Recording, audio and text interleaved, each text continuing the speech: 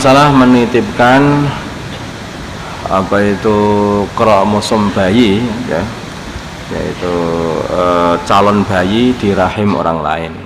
Ada seorang sepasang suami istri yang sangat ingin mempunyai anak, namun rahim si istri sudah tidak bisa mengandung lagi karena sakit atau cacat.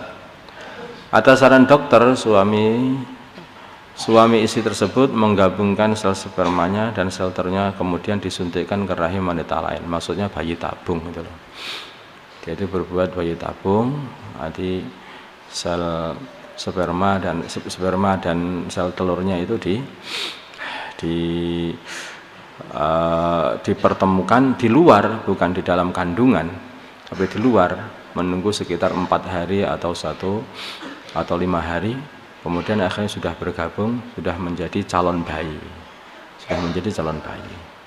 Kalau sudah menjadi calon bayi seperti itu, kemudian baru dimasukkan di rahim. Nah, dalam hal ini yang dimaksud ini bukan rahim istrinya, tetapi rahimnya orang lain. Karena rahim istrinya cacat atau rusak.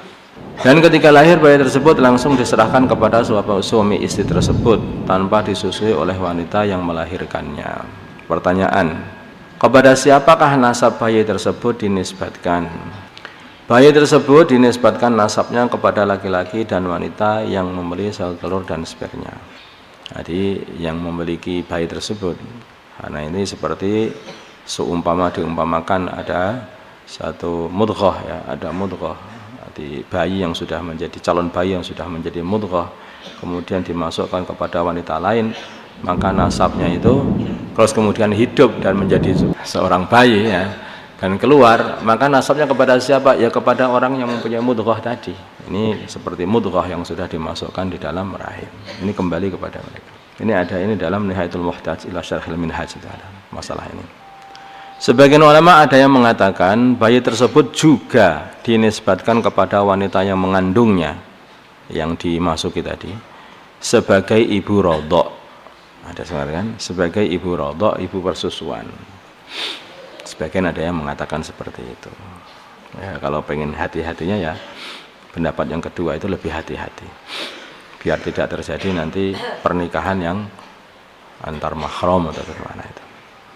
Masalah memasukkan mudghah atau calon bayi yang sudah dibuat di luar kemudian dimasukkan ke rahim seseorang ini, secara syariat itu tidak diperbolehkan kecuali pada ibunya sendiri. Bahkan kepada ibu tirinya pun nggak boleh. Maksudnya begini, kalau seseorang ini mempunyai istri 4 atau istri yang lebih daripada 1, kemudian yang satu ini pengen punya anak, tetapi bermasalah mengenai rahimnya. Kemudian ketika sudah dijadikan calon bayi di luar, dimasukkan kepada istrinya yang lain, bukan istri yang mempunyai sel telur, ya, kepada istrinya yang lain, perbuatan seperti ini pun juga haram, tidak boleh. Apalagi kepada orang lain yang tidak ada hubungan dengan keluarga ini. Itu tidak boleh. Perbuatannya itu sudah tidak boleh. Tapi kalau sudah kadang terjadi seperti itu, yang keluar kembali kepada siapa nasabnya? Ketika bayi itu sudah keluar, kembali kepada yang punya sperma dan sel telur itu, pada yang mempunyai mudghah tadi. Yang pendapat kedua, sedangkan ibu yang melahirkan, yang meminjamkan rahim tadi, itu sebagai ibu rodok. Kenapa kok berasalan seperti itu? Para ulama, sebagian ulama ini mengatakan dikarenakan walaupun ini tidak menyusui dengan teteknya ibu tadi, tetapi dia juga mengambil sari makanan yang ada dalam rahimnya ibu yang meminjamkan rahim tadi, gitu loh. Berarti kayak seperti menyusui juga. Wallahu a'lam.